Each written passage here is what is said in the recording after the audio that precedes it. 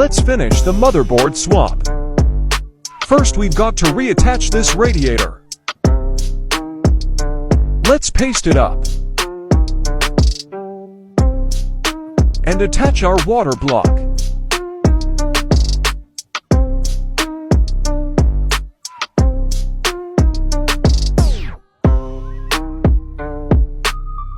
It's graphics card time.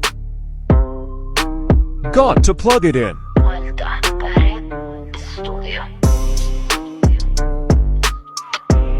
And it's done. Looks pretty clean.